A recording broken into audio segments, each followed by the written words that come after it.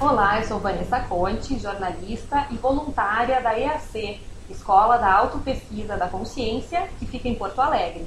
Eu vou conversar com a coordenadora da escola, Sônia Cerato, bióloga, mestre em educação, professora com mestrado na área, o que resultou em publicação sobre módulos de ensino em coautoria. Ela atuou por 50 anos como professora de biologia e foi agraciada com o título de menção honrosa oferecido pelo governo do estado do Rio Grande do Sul por serviços prestados na área educacional. É consciencióloga há 22 anos, tendo atuado como professora, palestrante e, em alguns casos, como epicentro consciencial na Europa, Itália, Portugal, Espanha e em capitais e outras cidades brasileiras. Sônia tem diversas obras conscienciológicas publicadas, dentre elas A Ciência, a Conscienciologia e as Ciências Convencionais, Autopesquisa da Consciência, Escola da Autopesquisa da Consciência, O Impacto dos Pensamentos, Sentimentos e Energias, Pensenes, na Saúde e Doença, Aprendendo a Lidar com a Morte de Forma Saudável e Macrosomatologia, Estudo do Corpo Fora de Série. Sônia, gostaria de fazer algum comentário sobre esses livros? Boa tarde. Boa tarde, obrigada pela presença. O primeiro livro dentro da Conscienciologia que nós tivemos a oportunidade de escrever foi o livro da Ciência Conscienciologia em comparação com as ciências convencionais em geral. Que objetivo nós tínhamos? Acessar ou trazer para o estudo da consciência colegas nossos da ciência convencional que em geral têm dificuldade de acessar as ideias devido ao próprio paradigma da ciência que é restritivo, quer dizer, para a ciência em geral não existe nada além da matéria. Isso de fato foi gratificante porque o livro aconteceu mesmo nesse sentido e diversos colegas nossos hoje fazem parte aí da conscienciologia. Então essa foi a nossa primeira experiência conscienciológica, na época estávamos até coordenando a unidade, na época também era do Instituto, que ficava em Barcelona, na Espanha. Depois, o livro seguinte que nós escrevemos já foi em relação à autopesquisa. Por que nós nos voltamos para a autopesquisa? Porque para nós é fundamental tornar prática ou experimentar a conscienciologia. E a autopesquisa permite isso, que nós estudemos e tentemos aplicar em nós mesmos as próprias teorias que existem, que são muito amplas e grandes, como o próprio universalismo, o paradigma da consciência, a cosmoética. Quer dizer, isso, na verdade, tem que se tornar teático, tem que se tornar a nossa prática diária. Então, a autopesquisa, ela é fundamental para podermos experienciar, e com os nossos experimentos nós vamos aprendendo. Então, este livro foi ainda a primeira vez que foi editado pelo IPCE, que é a instituição máter, ou instituição mãe, que deu origem às inúmeras instituições conscienciocêntricas que hoje existem diversas instituições. Fizemos uma segunda edição do livro aqui já na escola, porque a escola foi fundada em 11 de abril de 2006, e aí então fizemos um livro, um segundo caderno de campo de autopesquisa, já enriquecido com as experiências dos alunos, os laboratórios dos alunos, tornam muito melhor o conteúdo do próprio autor, geralmente, né? Fizemos também um livro da escola, tem o título de Escola da Autopesquisa da Consciência, porque nós gostaríamos que as pessoas entendessem qual era a filosofia da escola, qual a metodologia, como é que funcionam os laboratórios, e é um livro que está aqui disponível, inclusive é doado aos alunos que aqui chegam na escola, que assim eles têm ideia e compreendem melhor a filosofia mesmo de trabalho, que é fundamentada na ciência da consciência, na conscienciologia. Depois disso, fizemos também a experiência do próprio autopesquisário. Foi interessante que as pessoas chegavam para se autopesquisar e colocavam que nunca poderiam escrever um livro na vida, que tinham muita dificuldade para escrever um livro. E nós fomos estimulando pouco a pouco e auxiliando. Daí os colegas me colocaram, não, mas tem que ser um livro pequeno. Aí fizemos, de fato, pocket books, com o resultado das experiências dos próprios alunos. Então eu tive a oportunidade de escrever 2, mas nossos colegas também escreveram outros livros que compõem essa antologia. Um deles é o impacto dos pensamentos, dos sentimentos e energias, ou na saúde ou na doença, porque as pessoas têm muita dificuldade de perceber que a sua forma de pensar e de sentir é que pode gerar disfunções, patologias. Então, ter um conhecimento profundo de si mesmo facilita conduzir o nosso soma, principalmente, na verdade, o nosso holossoma, o conjunto dos somas que utilizamos, de uma forma mais saudável e mais homeostática. E o outro livro teve um tema que muita gente foge até hoje, que é o medo da morte, né? A própria tanatofobia, né, Vanessa? Sim, é complicado. É complicado, né? As pessoas têm medo da morte, então nós escrevemos como lidar com a morte de uma forma saudável, né? E fica bem claro que, na verdade, a morte em si não traz nem dor, nem sofrimento, o que sofre é este corpo físico.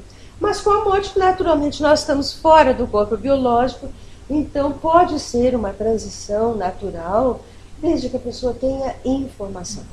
As pessoas têm muito medo por não terem informação. A partir daí, fomos caminhando, uma pesquisa que iniciou em março de 1993, ainda no começo foi orientada pelo professor Valdo Vieira, que é a pesquisa do macrosoma, da macrosomatologia, né?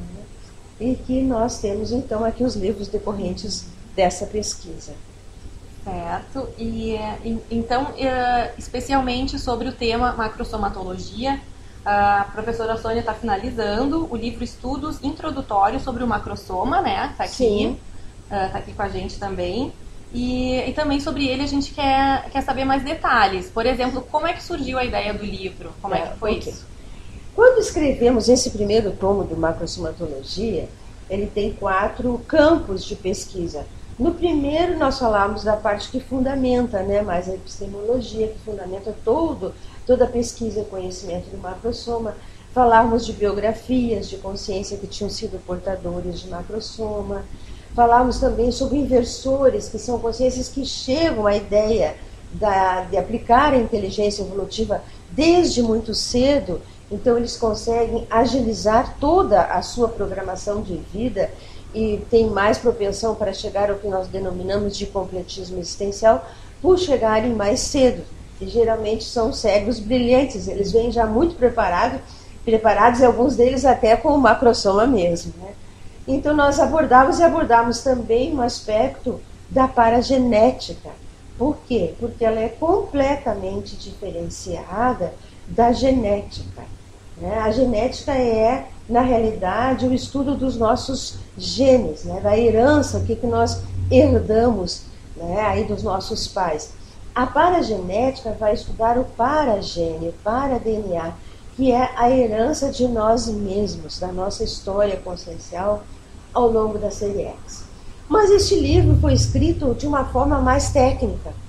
E nós, por sugestão, por orientação de colegas nossos, de que deveríamos escrever um livro mais introdutório, mais básico, que pudesse ser acessado por todas as pessoas em geral e por conscienciólogos, mesmo que fossem iniciantes da própria conscienciologia. Então, este foi um dos objetivos do livro e assim surgiu os estudos introdutórios do macrosoma, que hoje estamos aqui conversando um pouco sobre ele, né, Vanessa? Isso, que bom. Então, aproveitando, professora Sônia, que a paragenética é um dos assuntos citados no livro, e temos também a epigenética. A gente podia falar um pouco da relação entre as duas, né? E o que o livro traz sobre esses dois assuntos? Sim, podemos.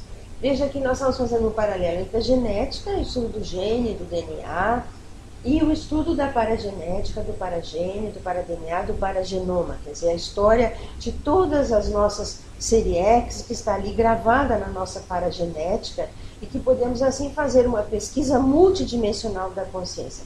Mas desponta uma área prioritária dentro da genética, que é chamada de epigenética, da ideia que está acima, né, ou além pelo menos da genética, que não é o estudo da informação do gene lá contido no DNA e nas bases, não. E simplesmente é o estudo de como é que ele atua, como é que é o epigenoma, ou o que acontece na leitura genética, na leitura deste gene, e quais são os fatores que influem neste processo. Então tem uma série de experiências muito interessantes de colegas meus da própria biologia, colegas de N áreas, em que começa a se perceber que existem fatores ambientais, fatores estressores do ambiente e que podem influir muito e podem modificar essa leitura genética, ou seja, podem ativar ou desativar genes. Então a consciência pode ter aqueles genes, né, no seu soma, na sua herança, mas ele não será utilizado, ele não será lido. Então ele pode ser desativado. Uma das experiências bem interessantes atuais também é a influência da própria mãe neste processo, desde a sua alimentação, a sua própria genética, de como ela estava durante a gravidez, se ela passou um período de maior acalmia, de maior tranquilidade, ou se ele estava muito estressado. Isto pode ser transmitido ao próprio filho, através da parte cerebral, não necessariamente, não é ainda, pelo menos se tem informação, nas células germinativas, mas se transmite. E aquela consciência pode ter, às vezes, até as próprias preferências da mãe, alimentares também. Eu tenho um caso interessante na família, onde meu netinho, que nasceu não faz muito tempo, está com 2 anos, manifesta os mesmos gostos alimentares que a mãe, né? Pelo efeito da própria gravidez, ele já seletivamente prefere aquele tipo de alimentação que ela mesma já utilizava. Então é uma área muito rica, com muitos aspectos que podem ser abordados, aspectos em relação ao autismo, em relação à memória, em relação a diversas outras características fundamentais. Então as pesquisas estão sendo muito promissoras, embora estejam ainda no início, mas pensamos que terá um resultado bem positivo para nós entendermos melhor a consciência. E com relação à pesquisa, professora, a pesquisa com os 2 livros, Macrosomatologia e os estudos introdutórios, foi uma pesquisa só? Ou cada livro tem a sua? Como é que foi feito isso? Na realidade são temas diferentes que nós abordamos, porque quando fizemos este primeiro tomo, nós temos a previsão, e temos material aqui, para fazer mais 4 tomos. A ideia era fazer 5. Então teria um que seria específico sobre a somática, sobre a somatologia, onde iríamos abordar todos aqueles aspectos diretamente relacionados com o macrosoma. Então o que fizemos? Nestes estudos introdutórios, nós procuramos linkar ou relacionar aqueles temas que a pessoa precisa compreender e que têm relação com o corpo biológico e são diretamente relacionados com essa potencialização do macrosoma. Então o enfoque central, enquanto conteúdo dos estudos introdutórios, foi mais fornecer às pessoas ideias exatamente sobre uma série de aspectos somáticos relacionados com o macrosoma e que não estavam abordados neste primeiro tomo, até porque seriam abordados mais adiante, né, na parte da somática. Claro. Na questão do macrosoma mesmo, como é que a gente pode conceituar para as pessoas que estão assistindo que ainda gostariam de aprofundar o assunto, aprofundar o estudo no macrosoma, como é que a gente pode conceituar macrosoma e macrosômata? O macrosoma, na realidade, ele é um corpo biológico potencializado, turbinado, diferenciado, adequado à programação específica que aquela consciência vai ter. Quer dizer, depende da natureza da ProEx, da programação existencial, do nível de assistencialidade daquela ProEx. Se será uma ProEx maior, que denominamos de Maxi ProEx, ou uma ProEx menor, conhecida por uma Mini ProEx. Então, existe uma área, ou algumas áreas do corpo biológico, seja na sua morfologia, na anatomia, na fisiologia, que são potencializadas, são diferenciadas. Vamos dar um exemplo. Vamos supor que a pessoa tenha uma programação existencial, que ela tenha que trabalhar muito com a parte da comunicação, o que estamos aqui fazendo agora nesse momento. Então ela teria uma parte, uma laringe diferenciada, mais potencializada. Não sei se vocês lembram, devem ter lembrado ainda do Tom Cavalcante, que tinha aquela facilidade, não é? Realmente. Então nós não chegamos a estudá-lo diretamente, mas é possível até que ele tivesse um macrosoma comunicacional com essa potencialização na área da comunicação. Então, aquela programação que ela encara numa determinada área terá área somática diferenciada. Pode ser o cérebro, pode ser o cerebelo, pode ser as mãos, pode ser a parte mais neuronial, pode ser diferentes áreas e que estão aqui abordadas neste livro, né? Nós fazemos relação com glândulas, com o sistema tegumentar, com os pelos, para entender, porque há um crescimento muito grande da parte de tegumentos, de pelos em geral, na pessoa que é portadora de macrosoma.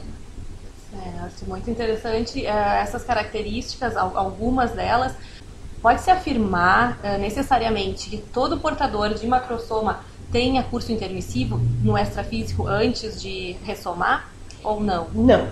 é que existem dois critérios gerais, pelo menos, para a pessoa portar um macrosoma. Um é a representatividade social daquela consciência quando ela renascer, denominamos com C, no intrafísico. Outra é mérito evolutivo. Então, é claro que se tratar de mérito evolutivo, a consciência já alcançou um patamar de evolução maior, ela terá feito curso intermissivo. Mas nós já temos exemplo, casos de Consim, que trabalhou inclusive com tarefas mais da consolação, que não tinha feito curso intermissivo e era portador de um macrosoma mais simples, mais rudimentar, talvez até um primeiro macrosoma. Então as próprias categorias de macrosoma vão sofisticando mais à medida que a consciência vai alcançando patamares de evolução maior, que faz uma assistencialidade também maior. Certo. E voltando então um pouquinho aos tipos de macrosoma que a gente abordou mais rapidamente, daria então para citar um pouco mais alguns tipos específicos assim de macrosoma? Sim. Os macrosomas, eles são feitos, essa categoria específica de macrosoma, é na verdade uma potencialização, uma extrapolação somática, biológica. Mas existem diferentes características que podemos abordar. A parte intelectual, a parte parapsíquica, a parte experimental, a faixa etária em que a consciência ela está, a filogenética, quer dizer, a origem, né? Podemos até ter exemplos dentro da própria área de princípios conscienciais ainda esboçantes e que já tenham alguma característica de macrosoma. Nós temos casos bem interessantes dentro da própria botânica e que pesquisamos até uma flor, a titaruã, que pesa 75 quilos e tem 3 metros. Então veja que isso já é uma característica completamente diferenciada. Então o que se leva em conta? A capacidade terapêutica, a grande massa energizada, a capacidade de adaptação, de produzir ectoplasma ou ectoplasmia, que é uma energia saudável, fitoectoplasma, terapêutica inclusive, muito útil. Então isso é uma característica. Nós achamos também muito interessante e ainda muito raro, pode-se dizer hoje em dia, que tenha uma consciência portadora de macrosoma e que esteja lúcida já desde a embriogênese, o que seria um embriomacrosoma, seria uma característica. E que é o que os fatos indicam, somente serenões, aquelas consciências que estão muito mais à frente em termos de evolução, têm lucidez de saber que portam o macrosoma e têm lucidez total da sua programação existencial desde a fase de embrião. Uma outra característica que me chama muito a atenção e que o professor Vieira falou como macrosoma idiota, que nós denominamos de oligomacrosoma, é a possibilidade da consciência estar num nível tal de evolução que ela consiga associar o máximo de patologia, no caso da consciência conhecida e denominada como reurbanizador, ele tinha uma síndrome de Down, uma deficiência bastante grande. No entanto, isso não influía absolutamente em nada na sua lucidez consciencial. Então ele fazia uma mega assistência, completamente lúcido, sem sofrer nenhuma interferência maior da síndrome de Down. Quer dizer, isso é um desafio só para um macrosoma muito aperfeiçoado e muito lá na frente, quiçá talvez até um último macrosoma, um ômega macrosoma, que deve ser de um aperfeiçoamento tal que até para nós ainda é difícil de compreender, um tema quase assim mateológico, né, nós dizíamos. O professor Vieira apresentou características básicas de macrosoma, a categoria suprarrenal, que nós aqui abordamos, né? A categoria pícnica, a categoria pararegeneradora, a categoria intelectual, a categoria parapsíquica, hiperlúcido. Ele já aborda essas características. Hoje, no nosso ponto de vista, nós achamos e colocamos no livro em torno de 50 possibilidades como hipótese aí para testagem e comprovação dos nossos próprios colegas de categorias. Por quê? As consciências têm grandes traços fortes, mega traços fortes. Então, por que esses traços fortes justamente não podem ser potencializados e constituir uma categoria específica de macrosoma? Pensamos que sim, que é possível isso. Tem uma gama de pesquisa aí para vários... Para muito tempo, e ficam todos convidados, os colegas e os outros, que estão também nos assistindo aí, sem dúvida, ela é, assim como a autopesquisa, digamos, é para a vida toda, né? Sim, nós claro. vamos aperfeiçoando e aprendendo um pouco mais, né? À medida que caminhamos nesse sentido. E algum caso assim específico do livro, gostaria de citar para a gente, que foi usado, que é experienciado aqui? Sim, olha, nós temos, na verdade, colocamos ali 60 casos, diretamente ou indiretamente relacionados. Desde casos onde, assim, mais simples ou mais complexos. Eu lembro quando iniciei a TENEPS, a tarefa energética pessoal, e nessa época eu estava morando no Rio de Janeiro, lá em Botafogo, num prédio que era Boca de Fumo. Então vocês imaginem, um prédio que tinha uma média de 500 apartamentos. Se nós calcularmos 2 pessoas por apartamento, nós teríamos aí já 1.000 para fazer assistência. Se considerarmos umas 9 consciências extrafísicas, já teríamos 9.000. E nós começamos aí esse trabalho de TENEPS. Eu lembro que na época o professor Vieira disse, não, você já está na boca do fogo, vai embora mesmo, começa por aí. Essa tarefa energética pessoal, ela está à disposição de quem queira fazer esse trabalho. A gente já tem um manual sobre isso, onde a consciência então fica durante um período do dia à disponibilidade, à disposição dos amparadores para poder fazer essa tarefa. Virão pessoas que serão aí assistidas. Mas por que eu trago este fato? Porque ocorreram fatos muito interessantes neste prédio. Primeiro, na frente do nosso apartamento, se reunia um pouco antes, a TENEPS era às 7h30 da noite, um grupo de consciências num barulho, numa algazarra danada. Daí, pouco a pouco, começava a TENEPS, eles calmavam, a energia deles entrava e fazia parte desse campo assistencial. Os amparadores patrocinavam isso dentro daquele campo mais parasanitário. Quando terminava, eles ficavam tranquilos, parecia que não tinha ninguém, eles iam embora. E outro aspecto interessante foi a reforma completa no processo de reurbanização do próprio prédio, que era muito antigo e nunca tinha sido trabalhado nesse sentido. Trocaram cano de todos os sentidos, de água, de esgoto, de gás. Foi uma reurbanização completa. E as consciências que eram ou traficantes ou deficientes de droga, pouco a pouco, né, tinham essa dificuldade. Alguns se modificaram e os traficantes foram indo embora. Então, uma série de mudanças muito salutares aconteceram. Eu mesmo participei até de um conselho fiscal por um mês e as próprias contas do prédio foram todas revistas. Por que eu trago isso? Porque se foi uma experiência de reurbanização intrafísica e extrafísica, e macrosômatas em geral participam dessas urbanizações que estão acontecendo no sentido de limpar e tornar as bolhas de energia que envolvem o próprio planeta como um todo também melhores, mais assistenciais, para que possamos aí, então auxiliar ou contribuir em algum nível com essa interassistência. E esse trabalho mais ou menos durou quanto tempo nesse local específico? Quanto tempo que eu fiquei? Da TENEPS. Da TENEPS, eu fiquei residindo uns 2 anos, mais ou menos, no prédio. Depois eu saí de lá. Então, durante esse tempo foi reforma total. Que mais ou menos aconteceu algo similar aqui, que também está no livro, em relação à escola. Nós implantamos a escola aqui na Miguel Tossi, começaram a acontecer uma série de reurbanizações. Foi mudado todo o encanamento, pavimento, tudo mais. Também aconteceu algo aí que é interessante e nos caracteriza, porque a bolha energética das instituições conscienciocêntricas, em geral, ela se estende, ela vai muito longe. Às vezes, em certos casos, até pode formar uma espécie de comunidade extrafísica, como resultado de um holo pensene mais homeostático, mais saudável, que busca aí fazer essa assistência a todas as consciências. Hoje existem muitas instituições conscienciocêntricas. Essa questão que a professora trouxe agora da energia, né, que é uma questão muito sutil, muitas pessoas não percebem, mas ela está aqui, rodeia todo o universo. Na verdade, podia abordar um pouquinho, porque ela está atuando, né? Onde a gente está, tem energia. Sim. Na verdade, nós precisamos nos alfabetizar em termos energéticos, porque toda troca, há uma troca também energética. E, voltando ao tema do macrossoma, os macrossomas tendem a ter um parapsiquismo mais aperfeiçoado, mais desenvolvido, em certos casos até portar para microchips, quer dizer, uma paratecnologia aperfeiçoada para poder realizar aquela programação existencial.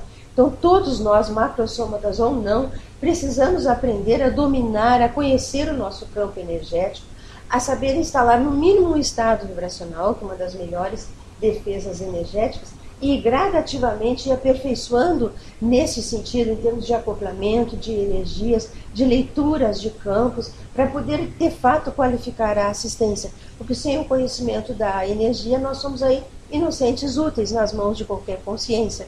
Pelo que se percebe, a maioria das consciências está muito defasada do ponto de vista energético. Então, nós precisamos aprender para poder assistir e, ao mesmo tempo, saber não nos defasar energeticamente, para poder manter, isso é possível, a homeostase de todos os veículos que nós utilizamos. No livro aí nós abordamos diversos aspectos sobre essa parte energética, de como manter ou fazer essa métrica. Tem mais de 100 itens onde o aluno poderá fazer a sua própria métrica energossomática, soma de corpo e energo de energia, deste corpo energético. Muito bom. Voltando um pouquinho à questão da pesquisa, né, Sônia? Na Conscienciologia a gente tem tanto essa parte física, né, que a gente está vendo, e o extrafísico que pouca gente se dá conta, né, que existe e que vai querer estudar. Como é que foi feito, então, na questão do livro, estudos introdutórios, a pesquisa no extrafísico? A pesquisa do extrafísico ela pode ser feita de diversas formas. Uma das formas que nós tivemos a possibilidade de fazer é através de projeções lúcidas, que é nós estarmos fora dos nossos hemisférios cerebrais, sabendo onde nós estamos, com quem nós estamos contatando, e podermos realizar justamente pesquisas, termos aulas sobre o assunto. Eu lembro que, inclusive, uma consciência que auxiliou bastante nessa época foi Confúcio, que ele era consciex ainda, não tinha ressomado, hoje a gente está renascido ou ressomado. Então, as projeções lúcidas são excelentes instrumentos de autopesquisa, para nós nos conhecermos e para pesquisarmos os temas que nós estivermos aí abordando.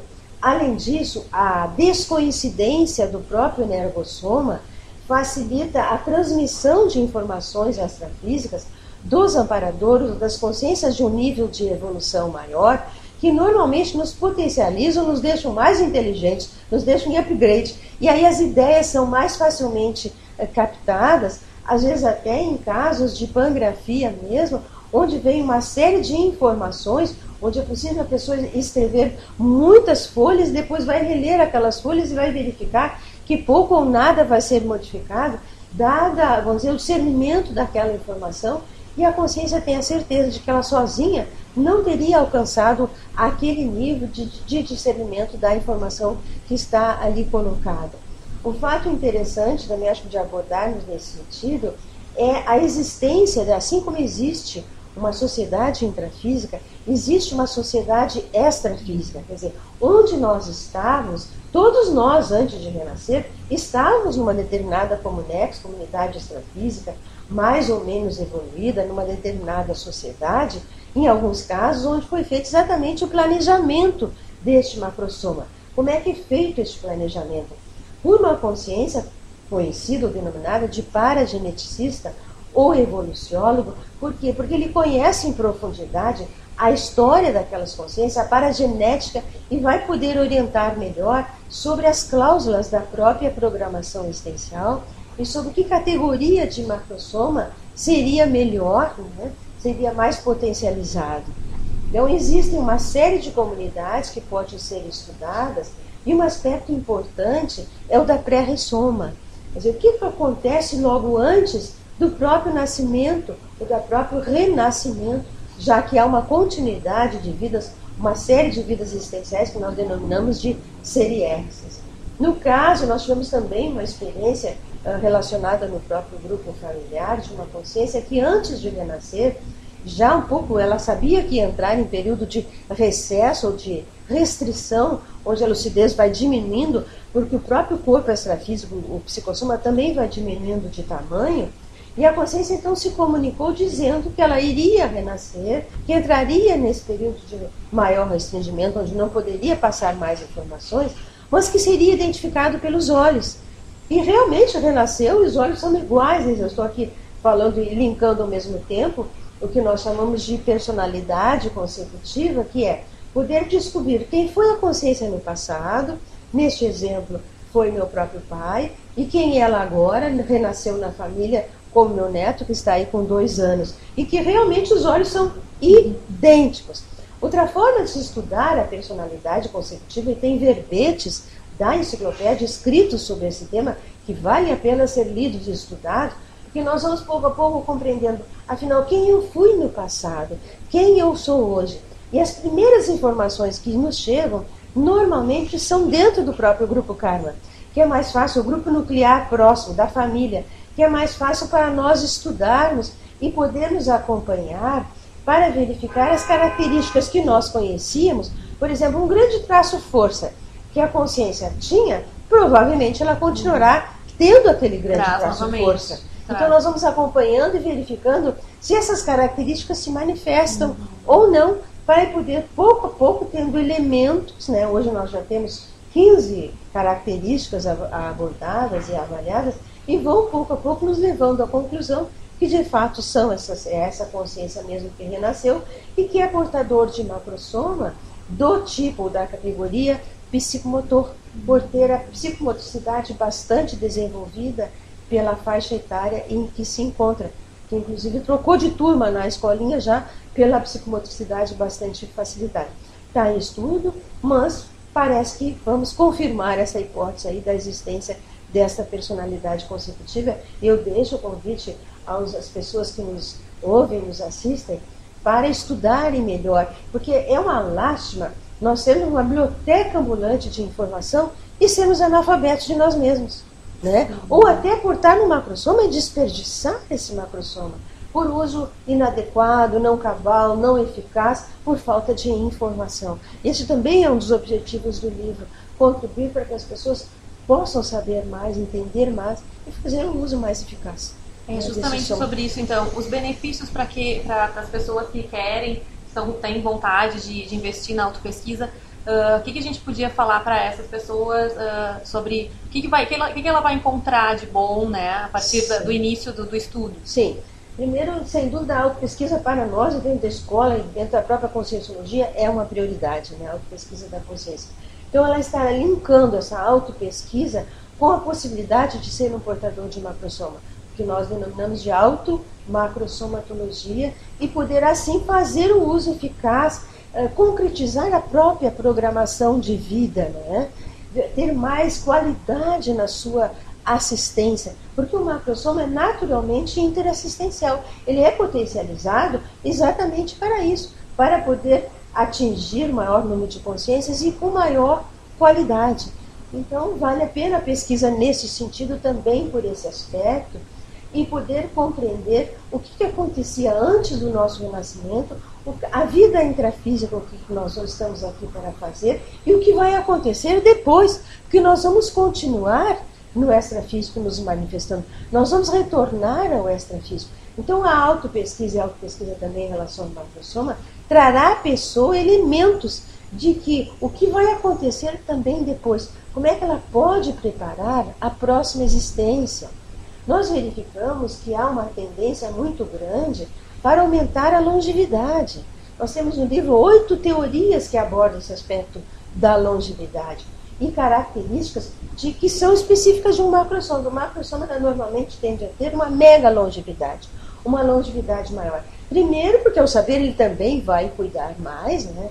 E por ter certas características, inclusive de sistema imunológico, mais aperfeiçoado, ter um timo mais potencializado, por exemplo, e poder com isso ter mais resistência intrafísica. A resiliência é uma característica do macrosoma muito importante que pode ser pesquisada, abordada em detalhes. Então a gente está agora finalizando a nossa conversa com a professora Sônia e agora vamos destacar alguns outros temas do livro que a gente ainda não abordou, que tal? Sim, pois não. Veja, nós temos aqui uma série de... Como é que nós vamos trabalhar este livro? Nós vamos iniciar, a partir de março, um laboratório que denominamos de macrosomatório. Justamente porque laboratório é um termo latino, então macrosomatório é o estudo do macrosoma. As pessoas, ao fazerem este laboratório, terão acesso ao livro, que será um material didático do próprio laboratório. Então, eles poderão ir gradativamente estudando uma série de temas.